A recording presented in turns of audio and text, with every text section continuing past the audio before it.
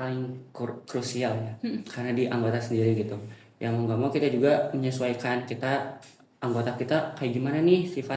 Jadi itu jatuh 2 kali, 2 sampai 3 kali gitu.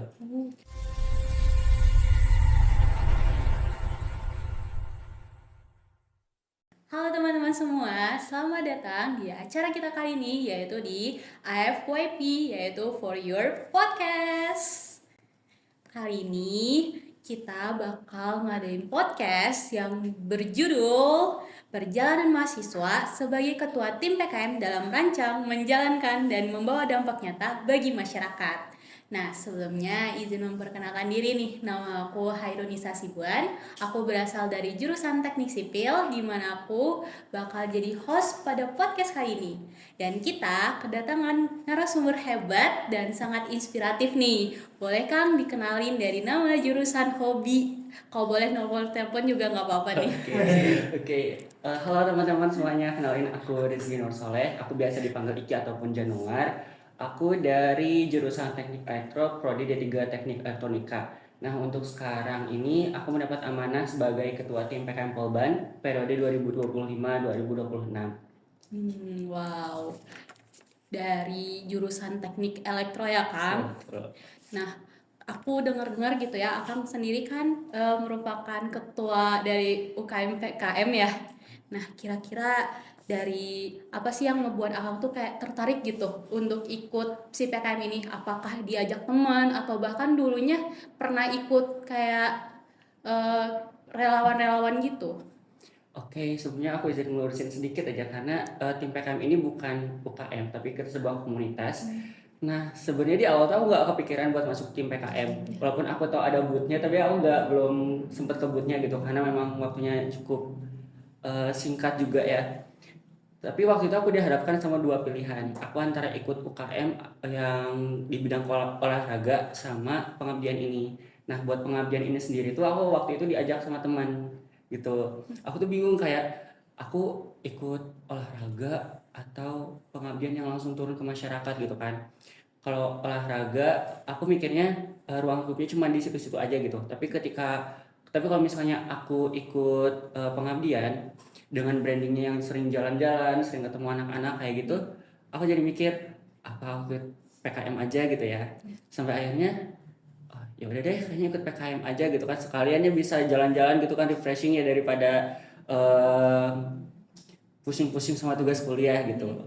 Jadi memang sebelumnya diajak dulu sama teman buat ikut PKM. Tapi kan tadi Akang sempat nyinggung ya kayak pusing gitu sama kuliah.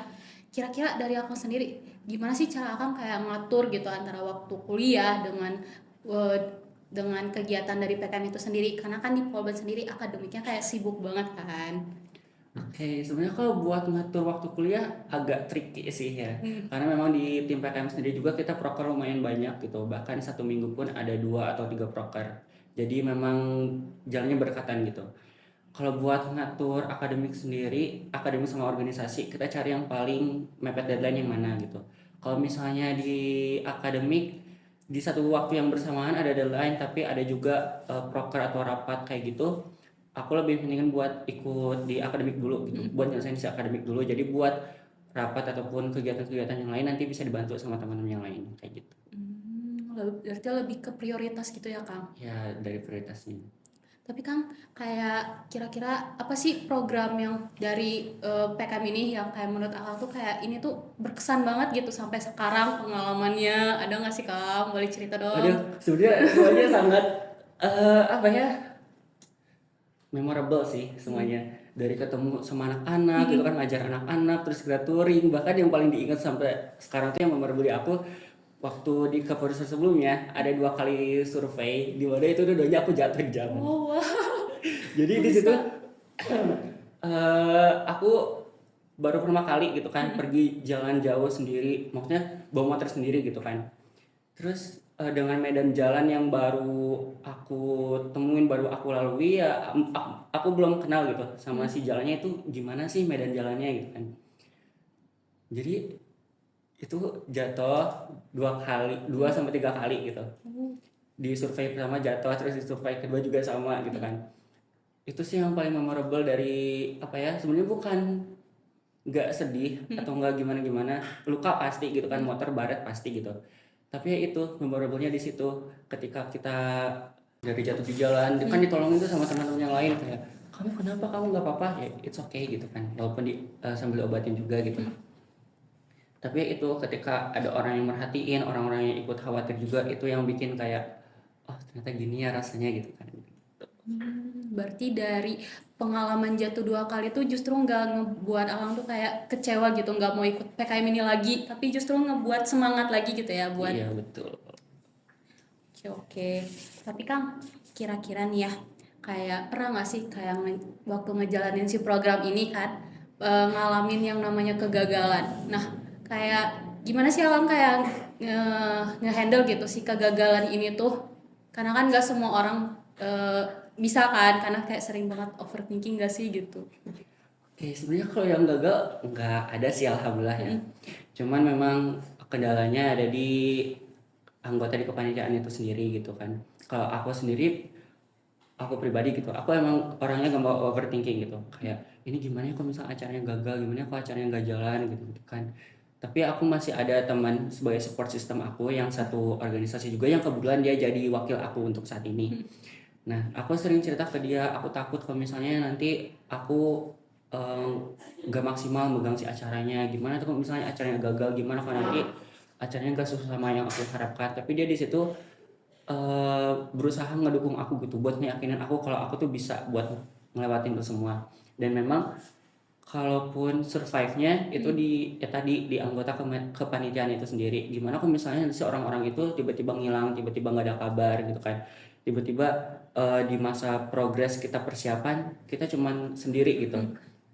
Dari situ yang bikin eh, aku buat ya udah, yang penting aku nih udah prepare, aku udah ngusahain, aku udah ngasih yang terbaik yang aku bisa gitu sampai si artnya berjalan lancar. Walaupun nanti misalnya di hari H yang kerja cuman itu tuh doang gitu kan, but it's fine gitu. Seenggaknya usaha aku terbayarkan gitu. Berarti perlu banget dukungan dari orang-orang terdekat ya teman-teman buat ini semua. Iya Nah, betul. tapi kan kayak setiap kita terjun di lapangan gitu ya, kayak masyarakat tuh kan kadang kayak sering banget gak sesuai gitu sama sosial ataupun budaya yang kita sering rasakan gitu, yang sering di rumah gitu kan. Nah, Akang sendiri gimana gitu responnya ketika melihat hal itu? Oke, sebenarnya kalau misalnya orang-orang itu kan memang beda-beda ya sifatnya, dari budaya, dari adatnya gitu. Ya berarti mau nggak mau kita yang menyesuaikan, karena kalau misalnya kita sebagai mahasiswa kita yang visit ke sana, ya mau nggak mau kita yang harus beradaptasi gitu sama lingkungan di sana seperti apa kayak gitu. Kayak sebuah perbedaan gitu ya, keberagaman budaya dan kultur itu kan bukan hanya kita alamin di masyarakat aja kan, tapi juga dialamin sama tim kita gitu di PKM itu sendiri. Nah, Akang sebagai ketua gimana sih caranya supaya bisa nanganin hal itu gitu? Oke, sebenarnya yang paling krusial ya, karena di anggota sendiri gitu. Yang mau nggak mau kita juga menyesuaikan kita, anggota kita kayak gimana nih sifatnya gitu. Jadi kita pendekatan ke setiap orang itu beda-beda. Ada yang harus dikerasin, ada yang harus dilembutin gitu. Ada lagi yang harus memang di follow up terus-terus, terus-menerus gitu kan. Jadi memang kita pendekatan ke setiap orang itu beda-beda gitu. Biar mereka juga nyaman sama kita juga nyaman sama merekanya.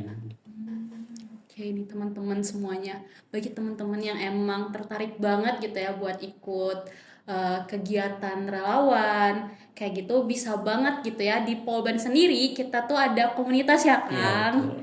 Nah, untuk sosial medianya nanti bisa tertera di sini ya Kang. Atau boleh kalau tahu nama Instagramnya apa? Oke, buat akun Instagram kita ada @tim_pkm, itu akun utama. Terus juga ada akun tim PKM Store, itu buat tempat jualan buku kayak gitu. Itu dari departemen fundraising. Juga ada satu lagi Instagram @cerita penggerak, itu dipegang sama departemen PSDA. Itu seperti akun keduanya tim PKM. Keren banget ya. Ternyata banyak banget sosial medianya nih teman-teman yang bisa dikepoin gitu ya. Yes. Bisa langsung kepoin aja akun Instagram. Yes, bener banget. Nah, kira-kira nih Kang, tadi kan kita sudah mendengar gitu ya latar belakang kayak pengalaman Akang selama di PKM itu gimana gitu kan. Tapi gimana sih kalau misalnya di anggota Akang sendiri gitu ya ngalamin yang namanya kegagalan. Akang melihat di anggota Akang, bukan di diri Akang. Nah, ketika Akang melihat itu sebagai ketua, Akang gimana gitu responnya? Oke, sebenarnya ini eh, kisah nyata juga ya. Kita Ya. alamin juga bareng-bareng gitu. Ada salah satu proker yang memang belum bisa terjalani. Bukan proker, pergerakan yang belum bisa terrealisasi di tahun ini gitu.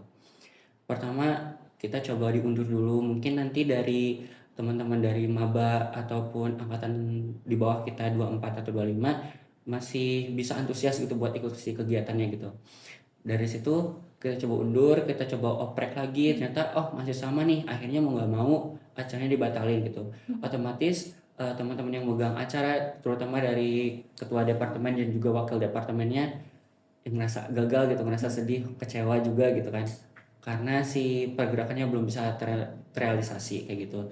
Dan aku sebagai ketua menyemangati mereka. Kalau aku bilang ke mereka kalau nggak apa-apa kalau misalnya memang belum bisa terencana, gak semua hal yang kita harapkan harus terwujud, mungkin belum sekarang, mungkin nanti di tahun depan. Jadi aku cuma ngeyakinin mereka kalau ya udah itu nggak apa-apa, ini it's fine, itu bukan kesalahan terbesar, itu bukan hal masalah besar atau yang harus kayak benar-benar harus terrealisasi di tahun ini, enggak. Tapi mungkin dari situ kita bisa belajar bahwa kita perlu matangin lagi si konsep acaranya, kita perlu matangin lagi nanti pemberitahuan ke orang-orangnya itu kayak gimana gitu, biar bisa menarik teman-teman semua untuk daftar untuk ikutan pergerakan atau kegiatan kita kayak gitu. Sebe- Kalau boleh tahu gitu ya Kang, sebenarnya dari PKM itu sendiri, apakah kegiatannya tuh kayak relawan-relawan aja atau misalnya kita tuh ngadain kayak ngebuat project gitu? Kayak aku kan juga pernah ikut relawan gitu kan. Enggak sih, kayak pengabdian gitu ke masyarakat, kayak bikin jamban komunal. Nah, kira-kira kalau di Polban sendiri, apakah pernah bikin proyek semacam itu atau gimana sih kegiatannya gitu? Boleh diceritain? Oke, kalau kita sebenarnya fokus ke relawan gitu. Jadi kalau misalnya pun kita bikin sesuatu, bikin project kayak gitu, kita belum pernah. Cuman di tahun-tahun sebelumnya itu sempat ikut lomba di Paragon. Kita jadi pemenang buat ide terbaik saat itu. Tapi kalaupun secara keseluruhan kita memang di kerelawanan. Cuman di samping itu kita sisipkan seperti seminar wirausaha kayak gitu. Terus juga ada workshop kebencanaan langsung ke masyarakat. Terus juga ada pelatihan internal buat teman-teman mahasiswa Polban kayak gitu. Jadi memang walaupun kita sebagai relawan ya, selain kita langsung terjun langsung ke masyarakat, kita juga adain kegiatan-kegiatan yang memang bisa menunjang untuk mahasiswa juga gitu. Menarik banget ya. Tapi kan kayak sebenarnya kita tuh sebelum ngadain si kegiatan ini, apakah kita butuh sponsorship gitu atau gimana sih Kang konsepnya? Oke, kalau buat sponsorship sendiri, sebenarnya itu baru ada di workshop atau seminar kewirausahaan kemarin. Jadi untuk kegiatan-kegiatan yang lain, kita usahakan dari HTM, kita adain HTM itu pun nggak terlalu besar gitu. Pokoknya batas tuh kalau mahal batas maksimal itu di angka 20 atau 25.000 gitu. Jadi nggak akan lebih dari itu. Bahkan untuk HTM yang sebenarnya 5.000 sendiri kita masih mikir-mikir gitu ya, apalagi untuk mahasiswa gitu kan. Yes. Jadi bisa mungkin kita minimkan gitu. Jadi buat kebutuhan segala macam, paling HTM itu adanya buat di konsumsi gitu. Kang, tapi aku masih kepikiran deh. Tadi Akang kan sempat nyinggung ya. Kayak per orang itu bayarnya 15.000. Kok bisa sih? Karena kan kayak kita relawan gitu ya. Pasti kan memberikan sesuatu ke masyarakat. Emang cukup gitu buat si 15.000 per orang itu gitu. Iya, sebenarnya dicukup-cukupin aja gitu, karena memang dari kita lihat juga ya dari logistiknya, terus juga dari kebutuhan yang lain-lain. Ternyata oh kita pas nih bisa dengan target peserta sekian, jadi kita bisa naksir HTM di angka 15.000 kayak gitu. Contohnya kemarin kita ada uji publik, itu pertama kali kita offline. Uji publik sendiri itu cuman ngeluarin uang 15.000 cuman buat si konsumsi doang. Jadi sisanya logistik itu ada yang donatur, ada yang donasi gitu. Kalau donasi itu emang dari manajemen atau misalnya ada orang gitu kan yang kayak ada yang mau nggak gitu donasi gitu atau gimana Oke, sistemnya? kalau yang donasi itu sebenarnya sifatnya perorangan gitu. Apakah si orang itu emang orang itu yang mau mendonasikan atau gimana. Cuman kita ada satu donatur yang pasti itu dari alumni, itu beliau yang jadi donatur buat di kegiatan outbound Rupin gitu. Setiap outbound Rupin 2 itu pasti beliau ngasih donasi buat kita. Jadi emang kita tuh dari alumni yang ngasih, dengan ngasih informasi, atau emang alumninya tuh kayak inisiatif gitu Kang? Atau gimana? Kita yang ngajuin proposal ke alumninya, kayak insya Allah nanti di bulan November ada outbound 2 nih, kira-kira begini, untuk pengajuannya bisa dari kapan ya teh? Oh ya bisa kan, nanti misal dari 1 atau 2 bulan sebelumnya saja. Oh ya sudah, kita tinggal ngajuin aja proposalnya.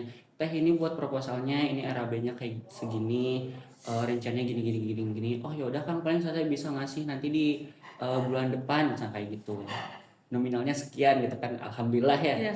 Ada pemasukan gitu kan, jadi buat HTM sendiri tuh gak terlalu mahal gitu, bahkan bisa sampai 10 atau 15 ribu aja buat nambah-nambahin yang kurang. Itu tuh kayak udah masuk biaya. Sebenarnya ini tuh sistem dari relawannya tuh apakah kita memberikan edukasi ke masyarakat, atau misalnya kita bantu-bantu masyarakat kayak membangun desanya tuh gimana sih Kang? Masih belum kebayang deh akunya. Sebenarnya kita lebih ke opsi yang pertama sih. Ya apa tuh?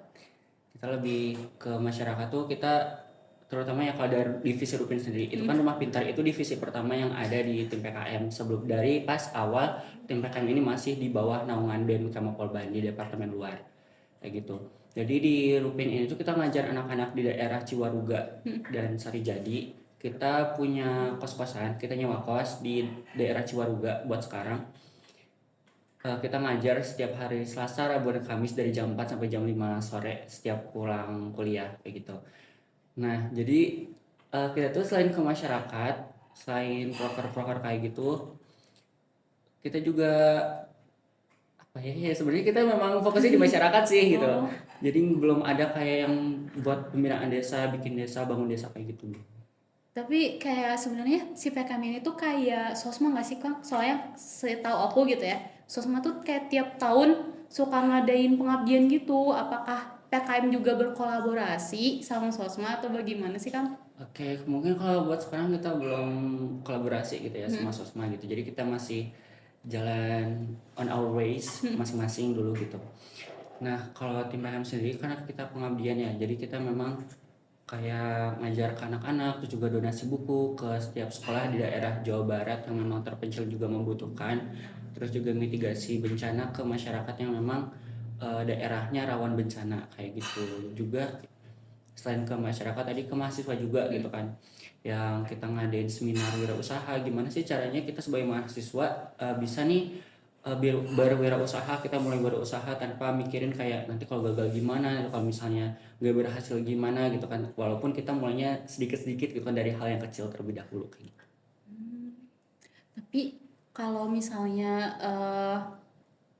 sebenarnya kan seingat aku gitu ya, di Ciwidey gitu kan kayak ada perpustakaan, enggak sih, tempat baca gitu Kang.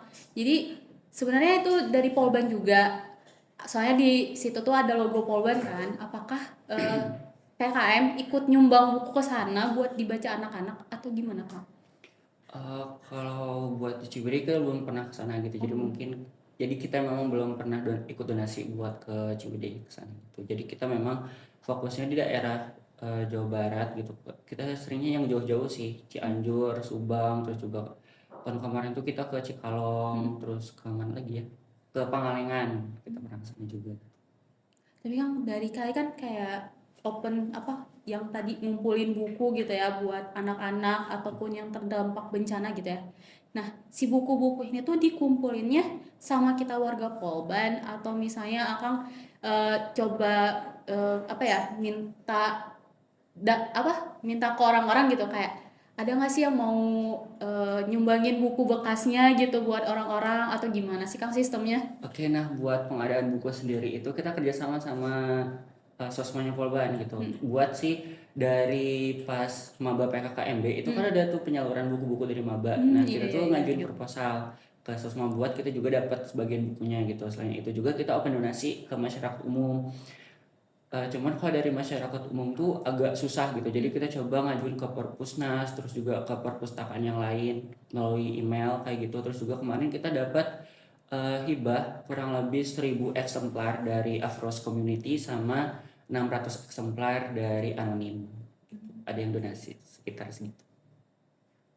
Itu tuh kita yang ngajuin Kang atau gimana? Kalau kemarin itu kita sebenarnya nggak ngajuin gitu, tapi tiba-tiba ada yang ngirim buat kita gitu.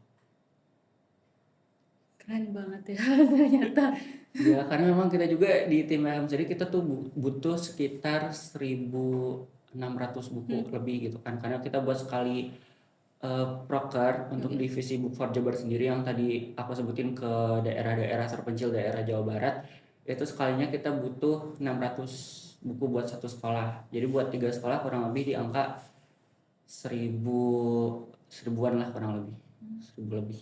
Itu tuh disumbanginnya tuh di daerah yang terkena bencana aja atau gimana sih Kang? Kayak penyebarannya gitu. Karena kan apakah tiap tahun gitu ya?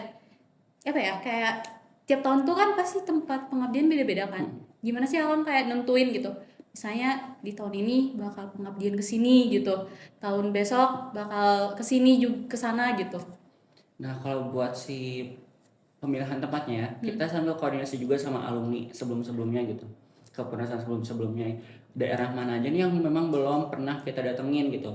Contohnya kemarin tuh kita belum sempat ke Subang, terus belum sempat ke Cianjur, ya udah akhirnya di tahun kita sekarang kita ke sana gitu. Nah, buat nyari si sekolah-sekolahnya ini tuh kita lewat web, cuman em, aku agak lupa sih webnya apa, tapi kita yang pasti kita nyari lewat web buat si data-data sekolahnya. Nanti kita kumpulin semuanya, kita cari kontaknya juga, nanti sama teman-teman dari panitia survei, kita ada di survei dulu dari bagian lapangan, itu mereka yang bikin mapping tracking buat si sekolah-sekolahnya. Nanti dari panitia itu dibagi kelompok kecil buat survei sekolahnya kayak gitu. Jadi dari misalnya 15 sekolah, kita cuma tentuin satu sekolah yang bakal kita adain kegiatan.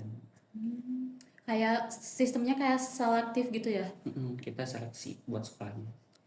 Ya, apakah langsung pihak PKM-nya yang seleksi atau ada campur tangan manajemen sih Kang? Oh, enggak sih, sebenarnya langsung dari tim KM-nya sendiri sih ngeseleksi gitu. Jadi setelah surveinya beres semua, semua kelompok kecil dikumpulin gitu. Kita kumpul, kita bahas dari sekolah yang udah kita survei. Nah, buat si proker ini tuh kita ada kriteria sendiri. Yang pertama sekolahnya harus ada perpustakaan. Terus yang kedua minat baca siswanya tinggi. Yang ketiga ada pustakawannya. Cuman kalau pustakawan ini lebih ke opsional gitu kan, karena belum semua sekolah ada pustakawannya, jadi masih ada guru-guru lain yang memang menghandle bagian perpustakaannya kayak gitu. Tapi pernah nggak sih Kang kayak misalnya nih kita udah nyumbangin gitu ya buku-buku, udah ngebantuin anak-anak gitu kan. Tapi ternyata setelah kita nggak mengabdi sana gitu ya, beberapa tahun kemudian kita datang ke sana ternyata buku-bukunya nggak dipakai gitu. Pernah nggak sih Kang? Em, Mungkin pernah ya. Jadi kalau misalnya kita pun setelah 3 atau 5 tahun setelah kegiatan itu kita ada monitoring lagi, seperti yang nanti akan kita lakukan di Januari depan. Kita monitoring lagi terus gimana kalau misalnya si buku-bukunya enggak terpakai nih, atau misalnya buku-bukunya rusak gitu, atau si manajemen perpustakaannya masih kurang, ya kita adain manajemen kembali ke pihak perpustakaannya, ke pihak sekolahnya kayak gitu. Kenapa nih kok bisa buku-bukunya belum kepake? Apakah nggak sesuai sama murid-muridnya, atau murid-muridnya nggak suka atau gimana gitu kan. Jadi kita adain manajemen kembali, kita coba sosialisasi lagi sama pihak sekolah, sama murid-muridnya juga terutama gitu, buat mereka biar bisa datang ke perpustakaan terus baca buku-bukunya kayak gitu. Tapi yang setiap kan tadi setiap tahun ya Kang buat cross check gitu kan.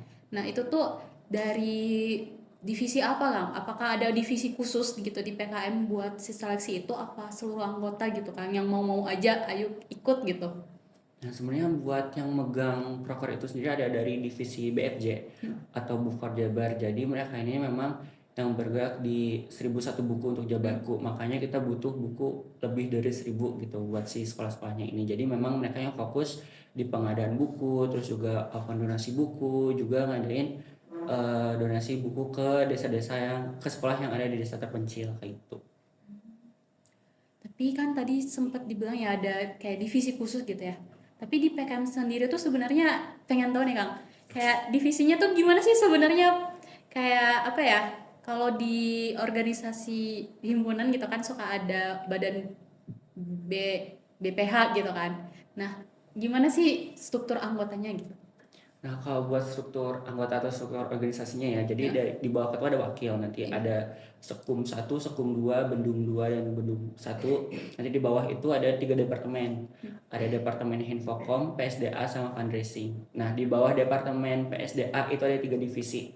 Salah satunya tadi yang divisi Bukfar Jabar, terus juga divisi Rupin, sama divisi Mahagana. Gitu. Jadi kita ada 3 divisi dan 3 departemen. Boleh nggak sih Kang kayak jelasin tentang yang tadi disdik apa? Disdik nggak dispora Ya, apa sih? Yang itu tadi. Perpusnas.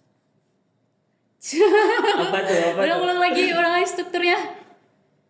Oke, ketua, wakil, sekretaris, umum 1 dan 2, terus bendahara umum 1 dan 2, terus di bawahnya ada 3 departemen, PSDA, Infokom, dan Fundraising. Bawahnya. Di bawahnya lagi, di bawah PSDA ada 3 divisi, divisi Bukfor Jabar, divisi Rupin, dan Mahagana. Nah, Bufo Jabar, Mahagana sama satu lagi kan. Rupin. Iya itu apa sih Kang? Kayak masih asing gitu kedengerannya.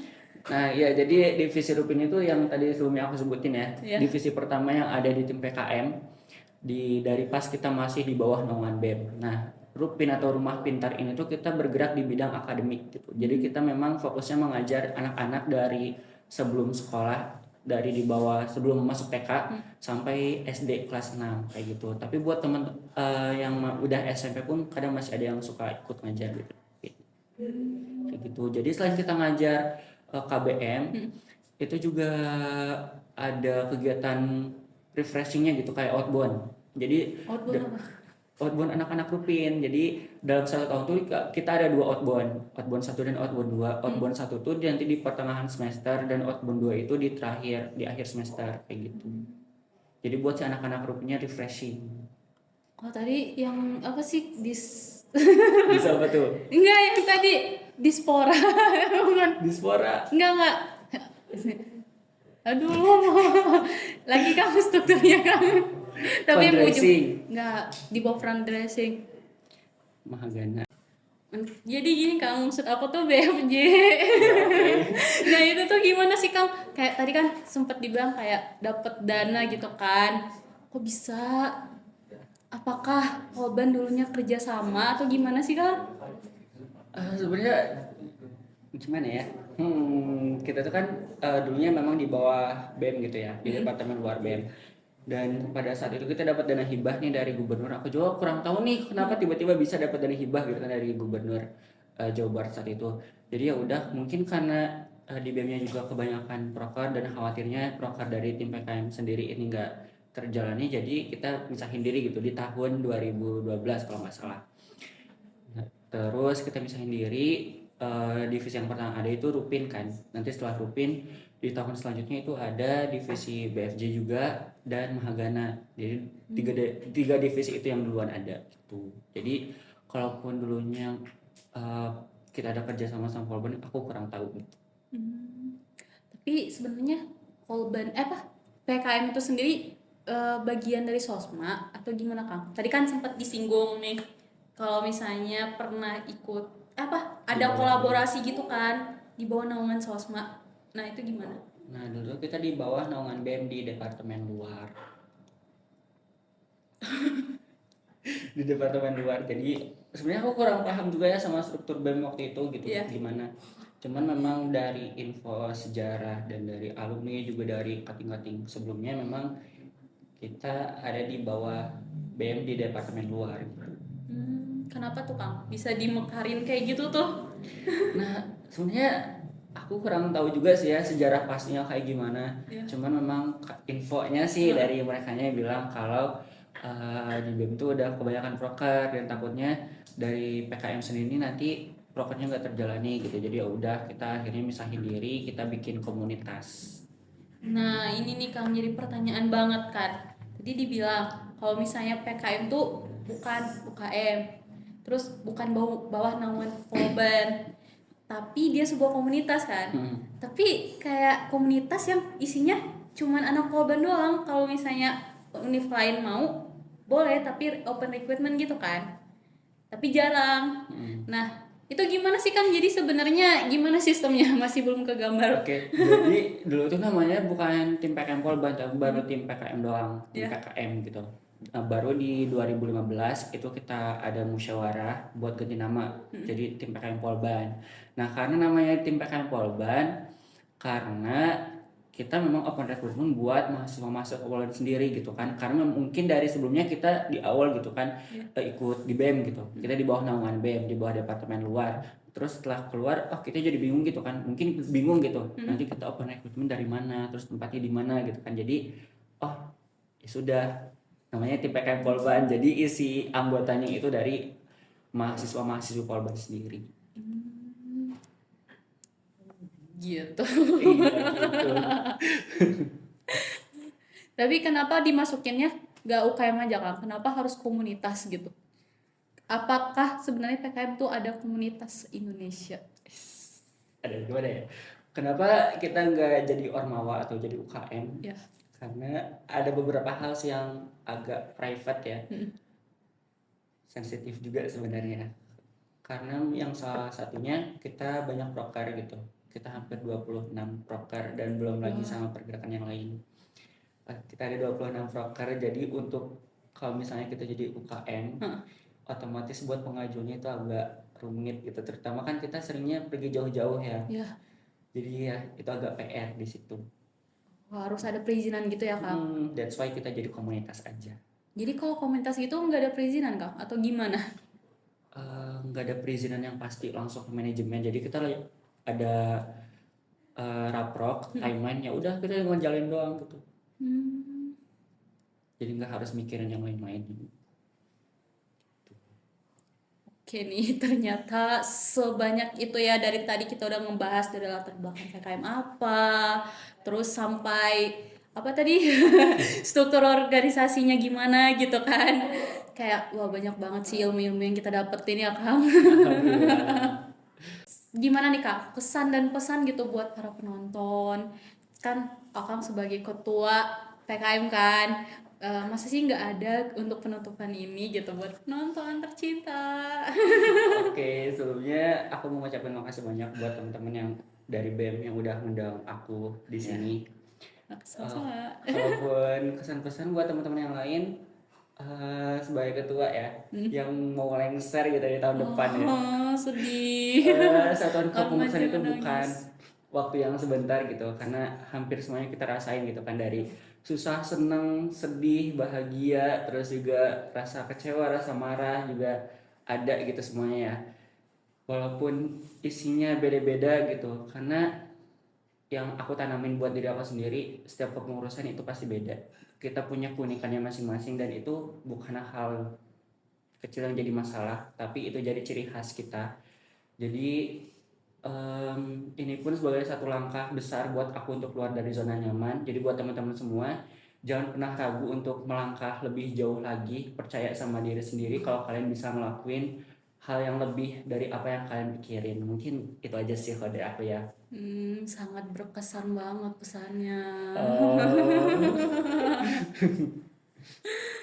Oke nih, jadi bagi teman-teman yang emang benar-benar sangat tertarik gitu ya dengan PKM ini, dan ingat ya, PKM tuh beda banget ternyata, Cok. Dari apa Kang? Dari yang lomba-lomba itu yang Yes, dari viral di PKM. TikTok itu loh.